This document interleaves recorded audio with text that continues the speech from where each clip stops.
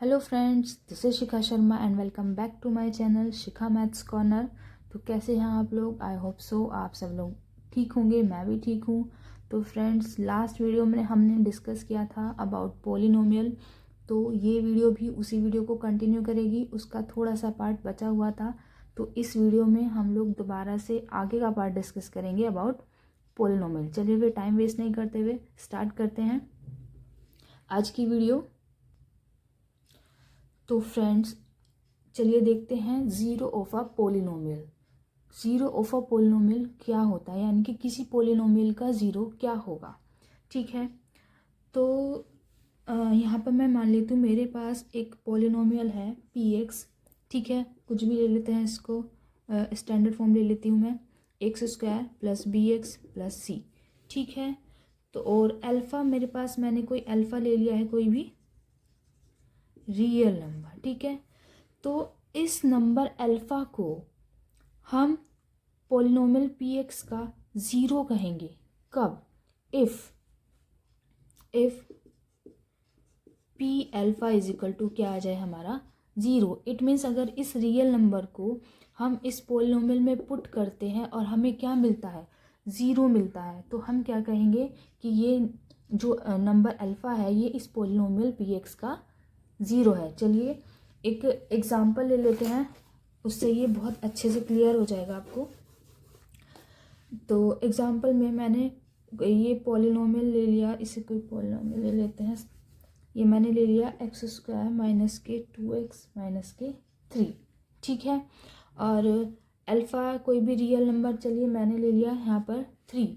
ठीक है, तो इस नंबर 3 को हम पोलिनोमियल पी एक्स का ज़ीरो कहेंगे इफ़ अगर हमारा P3 हमें क्या मिल जाए, ज़ीरो मिल जाए। चलिए यहाँ पर P3 ज़ीरो का मतलब है यहाँ पर इस पोलिनोमियल में जो गिवन है x की जगह हम क्या पुट कर देंगे, 3 पुट कर देंगे। रख के देखते हैं, P3 इज इक्वल टू ये हो जाएगा 3 का स्क्वायर माइनस 2 इंटू 3 और माइनस के 3, इट मीन्स 9 माइनस 6 माइनस 3, और ये क्या मिल गया हमें, ज़ीरो मिल गया, ज़ीरो। तो इसका मतलब क्या हुआ, इसका मतलब हुआ जो हमारा रियल नंबर अल्फ़ा यानी कि 3 था वो हमारे पोलिनोमियल पी एक्स का क्या है, एक ज़ीरो है। ठीक है, एक तरह से हम कह सकते हैं किसी पोलिनोमियल के ज़ीरो को फाइंड करने का मतलब है उस इक्वेशन को उस पॉइंट पर सॉल्व करना। ठीक है, अच्छे से समझ में आया होगा। चलिए फिर आगे बढ़ते हैं।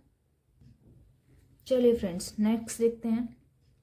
यहाँ पर मैं एक एग्जांपल ले लेती हूँ क्वाड्रेटिक पोलिनोमियल का। ठीक है, मान लिया p x is equal to, मेरे पास एक क्वाड्रेटिक पोलिनोमियल है x square plus b x plus सी।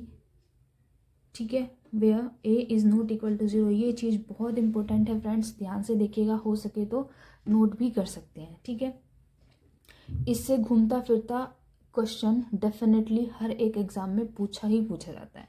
चलिए फिर देखते हैं, अगर मेरे पास एक पोलिनोमियल है पी एक्स। ठीक है, यहाँ पे मैंने मान लिया कि मेरे पास इस पोलिनोमियल पी एक्स की दो ज़ीरोस है। एक और बात ध्यान रखिएगा, जितनी भी डिग्री का हमारे पास पोलिनोमियल होता है, ये 2 डिग्री का है, इट मीन्स ये क्वाड्रेटिक पोलिनोमियल है, तो इसकी इतनी ही ज़ीरोज़ होंगी। अगर ये 3 डिग्री का होता है यानी कि क्यूबिक होता, तो ये क्या, इसकी कितनी ज़ीरोज़ होती, 3 ज़ीरोज़ होती। अब ये क्वाड्रेटिक है यानी कि 2 डिग्री का है, इसलिए इसकी 2 ज़ीरोज़ होंगी। चलिए फिर मैंने माना कि इफ़ एक ज़ीरो इसकी अल्फ़ा हो गई और एक होगी बीटा, बी द ज़ीरोज़, ठीक है, of the polynomial of the P x लिख लेते हैं। ठीक है, तो यहाँ पर हमारे पास दो फॉर्मूले बन के निकलेंगे, एक सम ऑफ ज़ीरोज़। ठीक है, सम ऑफ ज़ीरोज़ मतलब ज़ीरो क्या थी, अल्फ़ा और beta, alpha plus beta is equal to होता है minus coefficient of x divide by coefficient of x square. ठीक है, ये हमारा फर्स्ट फॉर्मूला बना, और सेकंड बना प्रोडक्ट ऑफ ज़ीरोज़।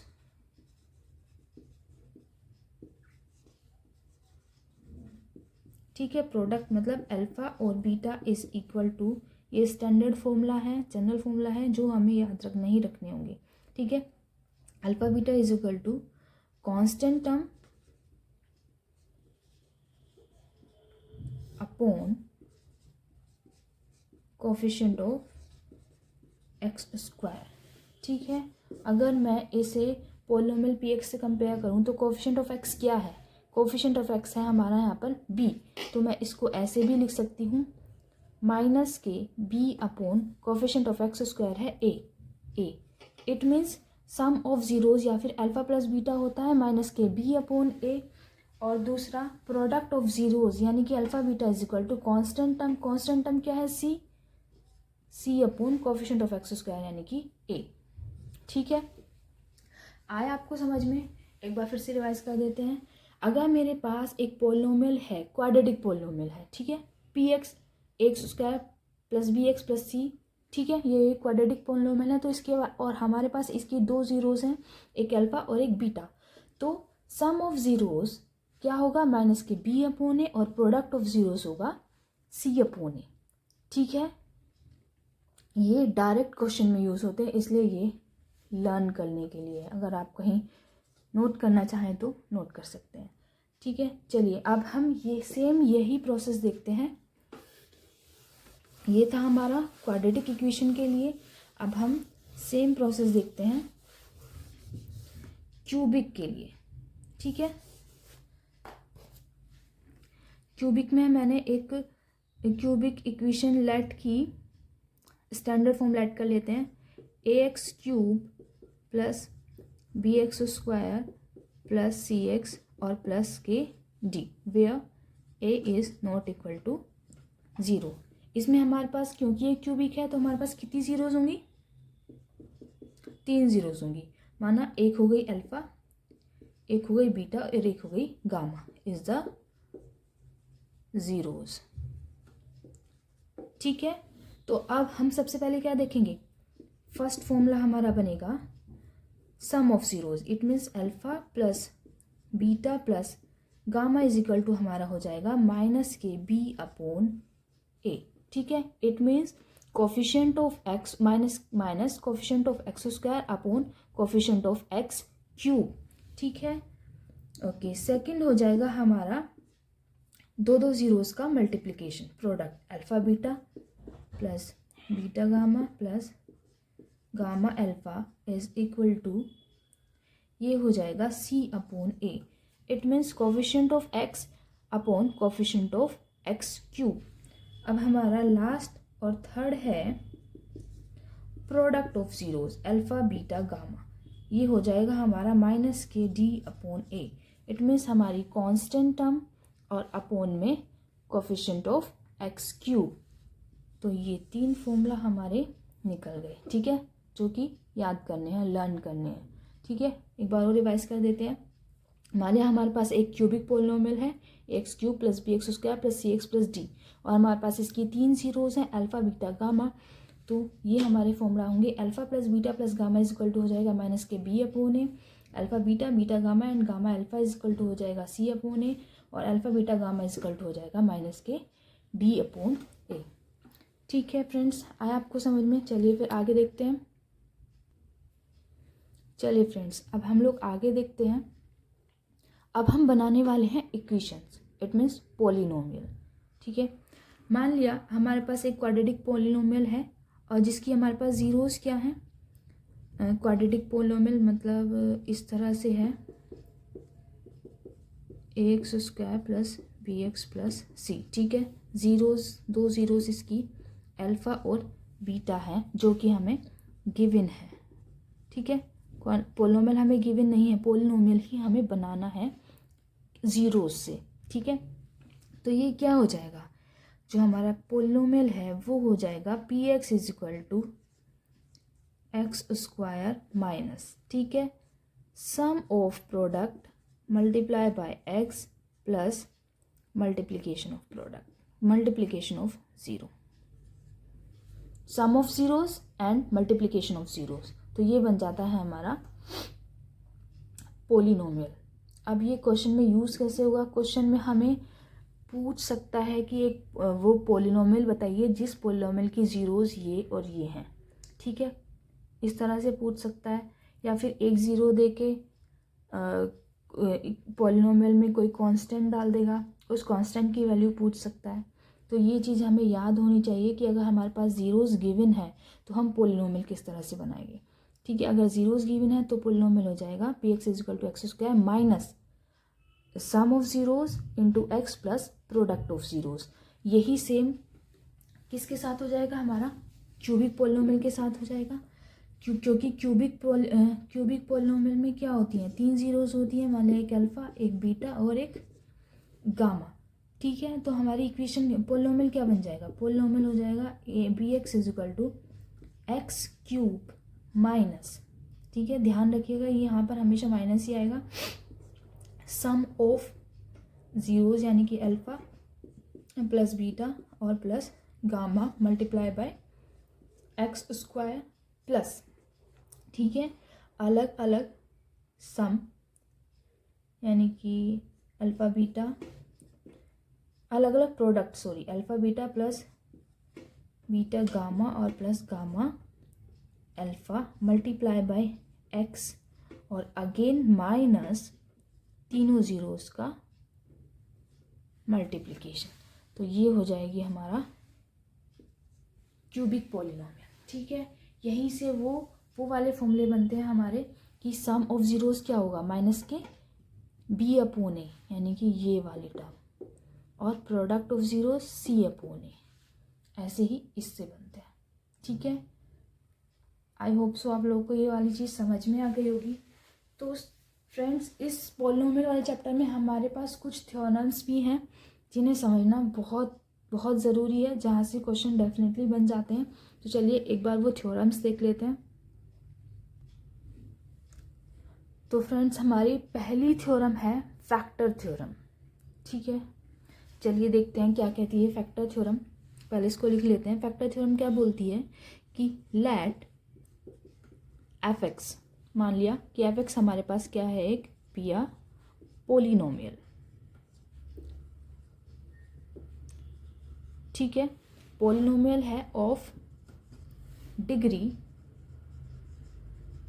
जिसकी डिग्री n जो है वो ग्रेटर देन है 1 से हमेशा बड़ी है गिवन पोलिनोमियल एफ एक्स की डिग्री, ठीक है। और let a B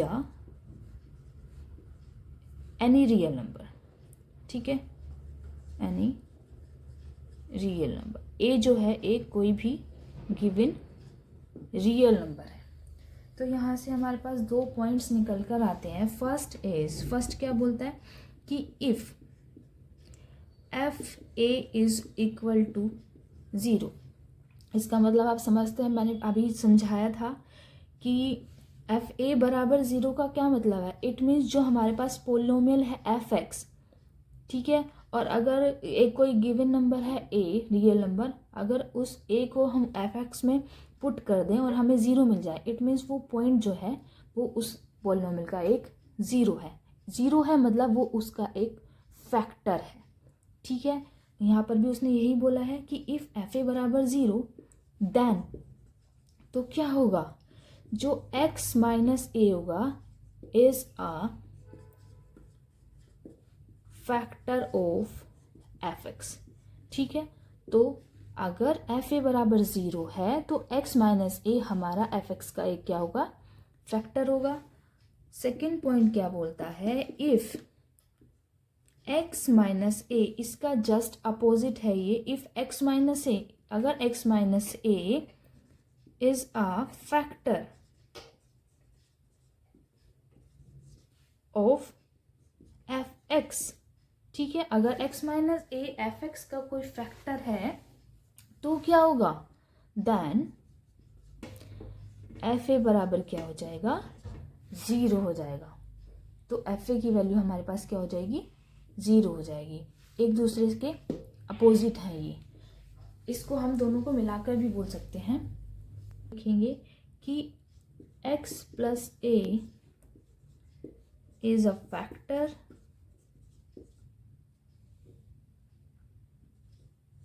of f x if and only if f is equal to 0। ठीक है, अगर एफ इज इक्वल टू 0 है it means x minus A factor है, और अगर x minus A F x का फैक्टर है तो एफ ए बराबर 0 होगा ही होगा।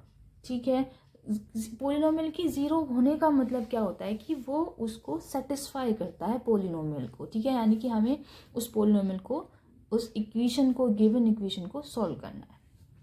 ठीक है, चलिए फिर आगे देखते हैं। चलिए फ्रेंड्स, फैक्टर थ्योरम के बाद हम अपनी नेक्स्ट थ्योरम पर आते हैं जिसका नाम है रिमाइंडर थ्योरम। तो रिमाइंडर थ्योरम क्या बोलती है कि इफ ए पोलिनोमियल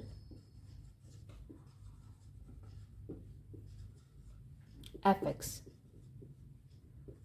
ठीक है, अगर कोई पोलिनोमियल है एफ एक्स ऑफ डिग्री, जिसकी डिग्री क्या है n, is greater than and equal to 1, it means इसकी डिग्री 1 भी हो सकती है और 1 से बड़ी भी हो सकती है। ठीक है, इज डिवाइडेड बाय,